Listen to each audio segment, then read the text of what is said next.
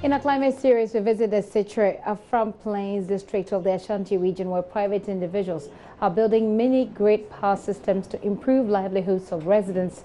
More than 20% of the country lacks access to electricity. For many of such areas, access to healthcare too becomes a challenge, as clinics and hospitals are unable to operate effectively. But in the Sekyere Afram Plains district of the Ashanti region, the story is now changing, as solar-powered mini-grid systems are turning things around. In our climate series, telling the stories of climate-smart businesses, Love FM's Prince Apia shares a story of Black Star Energy. This is Dagomba, a small community in the Sekyere Afram Plains district of the Ashanti region. There are electric poles visibly erected in the community, but there is no electricity. Dagomba is one of 5 communities that the government in 2016 intended to electrify. But with the change of government, that was not possible. The lucky ones in this community have mini solar panels for at least charging their mobile phones.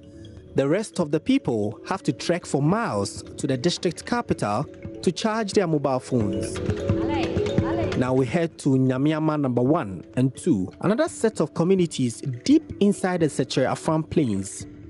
Frederick Texing is the longest serving staff nurse at the Anteric Clinic at Nyamiama number 1, built by a foreigner to address the health needs of residents here and the surrounding communities. He was posted here at a time there was no electricity. In this community, they are farmers. So in the morning, you will never see them unless in the evening. That's when most of the cases comes. So, in fact, we always find it difficult since there was no light. We have to use our phones, torchlight, as I was saying. So, rendering of services was very difficult for us. But a young entrepreneur changed the story of this health facility. In July 2017, Ketsy's solar power distributor Black Star Energy extended electricity to this hospital. Mr. Texton says it was great relief, and today the facility is able to run a 24-hour service. Storage of vaccines became very difficult for us. We have to run to Drobonso, that's the district capital, for vaccines before we come and render service here. But ever since the light came, in fact, we have our own fridge here that we do manage the vaccines over here. So there was no need for going back to Drobonso for vaccines and coming back to this place. And transporting the vaccines from Drobonso back to this place, at times, by the time you get here, some of the vaccines would even get spoiled. So ever since the light came, in fact, we storing the vaccines here. We just go for them, then we come and keep them in the fridge here. So it really helped us since the light came. But with electricity supply by Black Star Energy, the hospital currently is able to operate its ultrasound machine and does 2 prenatal checks on pregnant women. Black Star Energy has taken up the challenge to provide mini-grids to many off-grid communities through solar. It is filling the important gaps in Ghana's rural electrification program. Nicole Poindexter is the CEO. Our company, Black Star Energy, we are motivated by providing electricity to any community that needs it and wants it. And what we do is we provide electricity that is affordable, reliable, sustainable, and scalable to any need that a community, a household has. So we're looking to support entrepreneurial businesses in the community and provide electricity, and in certain instances provide financing for appliances so that they can actually build businesses that can thrive. 70 households in Mimpekasa, 63 households at Nyamiama number 1 and 2, Konkori, Kofibekume, Kofubi Krom, Dabain, Katapie, Nyamebeche number 2, and others are all beneficiaries of their project. Customers benefit not just by having lights, but by being able to improve their economic well-being through solar electricity. In Katapie in the Hafano North District, before August 2017, residents had no electricity. The Black Star Energy Revolution is one turning the local economy around. The community has a corn mill powered by Black Star Energy. Abna Mesuji is a farmer and together with her son, operates the only corn mill in the community. Yeah, from Juma. To Okoba Fama, a phone is near the Biana discover below. So I Juma, a back a crack, a discover back a crack. Maize is the main crop they mill, but occasionally groundnuts and beans. Abne's son, John Hafienyo, says Black Star Energy is a big blessing to the community. By manpower, we shoot this 1 gallon a day. Now, 1 gallon we soon a timid man when if you didn't bread, answer may be a timajison. But your finny, many light and pese, the light in the year Juma, but light in some mom time, but 10 to 4, next Masaba manpower so. And the day we can cry, my friend say, many crowd and be 1.7 and I say, be a baby Saturday, met me. That report was filed by Love FM's Prince Apia. Now, our Climate Smart series is in collaboration with the Ghana Climate Innovation Center, GCIC. And we're privileged to be joined in the studio by the community manager of Black Star Energy that you saw in that story. His name is Elom Ernest Medenu. And Ernest, you're welcome. Thank you. Okay, I also have here in the studio with me Venan Sondo. It's a very unique name. I don't think I've come across any name like that. He's a renewable energy specialist. Sir, you're welcome to the show. Thank you very much. Okay, so let's begin a very quick conversation here. Let me start with you. Black Star Energy. What's the inspiration, by the way, behind the name? This was put together by the CEO, Nico Poindexter. Okay. The Black Star is basically the national team. The national football Ghana's team. national team. Yeah, Ghana's also, that's where the team. inspiration came from. Yeah. But why? We want a She wanted a connection with the nation. Okay. So she thinks that. I see. So that looks like great work you're doing there. And what intrigues me most about it is that it's not for free, because the concept of freebies to communities actually has been shut down by a lot of development specialists. They believe that if you make things free for people, they don't take care of it. Yeah. So it's good that they're paying for it. But what can you say is the future of this intervention that you have going in this place?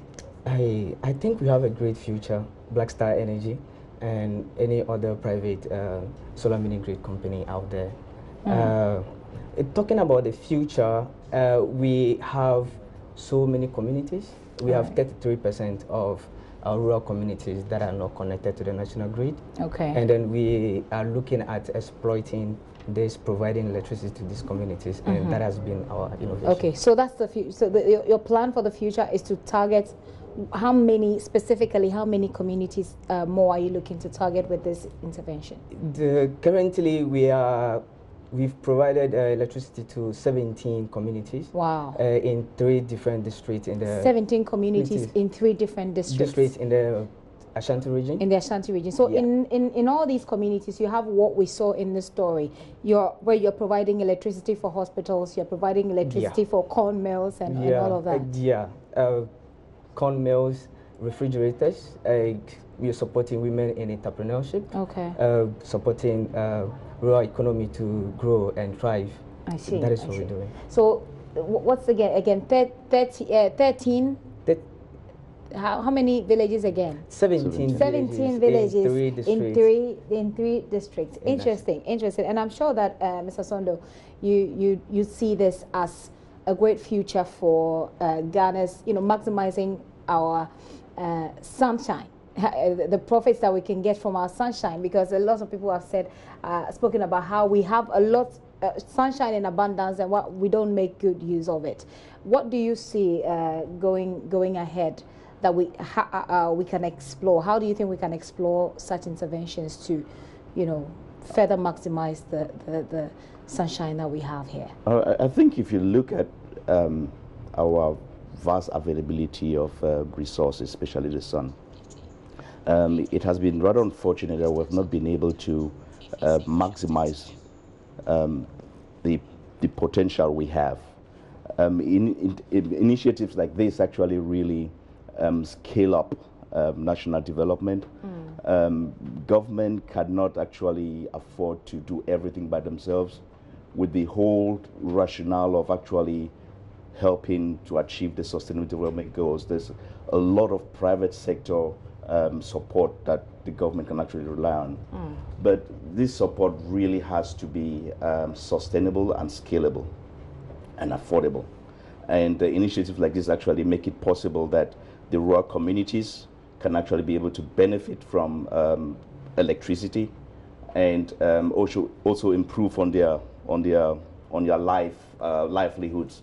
You can see in the video, you saw something about the corn mill in the village, and the rural health center. Electricity generally really improves on local economy. There's the talk of why talk about economic growth in rural areas when the electricity is not actually supporting agricultural production. But if you look at what Black Star Energy is doing, I mean, they have actually flipped the model a little bit. Look at the corn mill, for example. That is a value add to corn processing.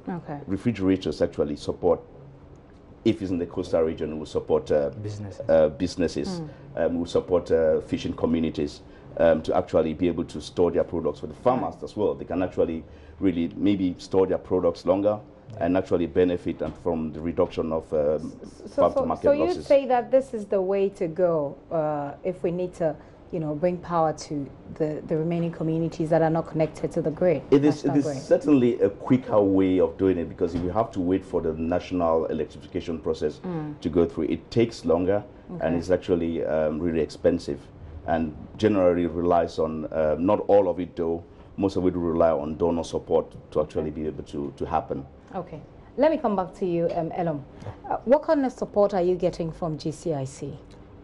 We are getting. I mean, how are they helping you? We are getting a lot of support from GCIC.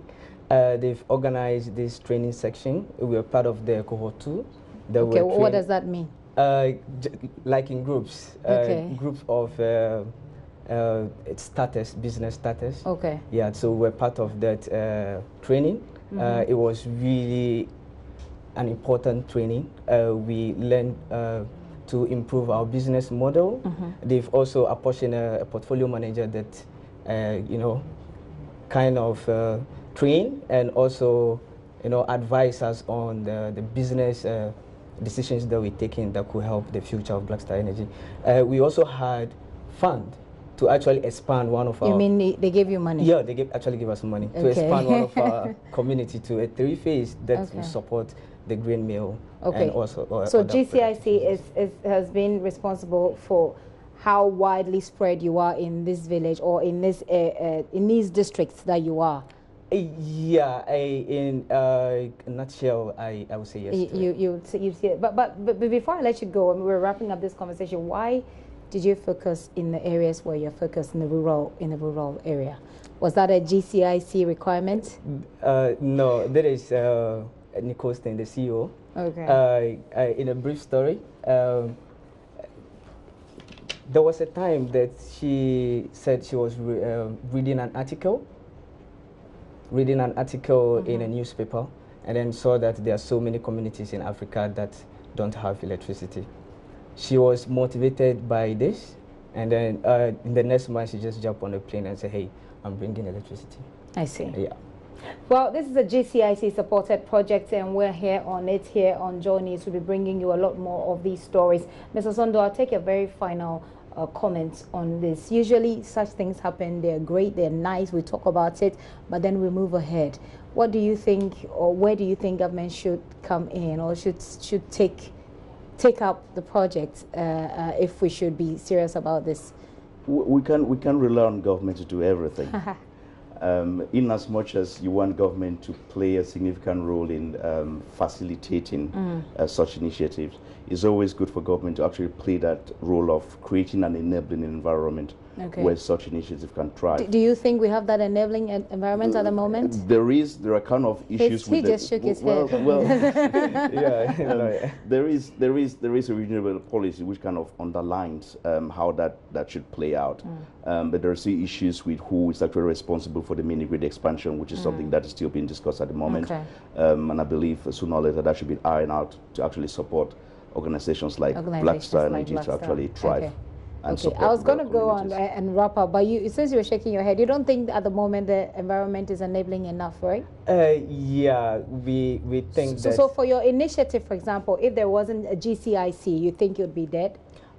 It wouldn't. GCIC was a great support to Black Star Energy to expand, but Black Star Energy, we go our own investors. Okay, but then you mean that you don't feel that there is an enabling environment to help organizations like yours thrive easily? Yeah, I would say yes to that. We think that the government can do more to support private sectors. Well, thankfully there's GCIC, and hopefully we'll get something, some good stuff achieved with this project. Thank you very much, gentlemen, for coming. Venan Sondo is a renewable energy specialist. Thank you for coming, sir. Also here in the studio is Elom Ernest Medenu with Black Star Energy. It's all about the GCIC project. Now for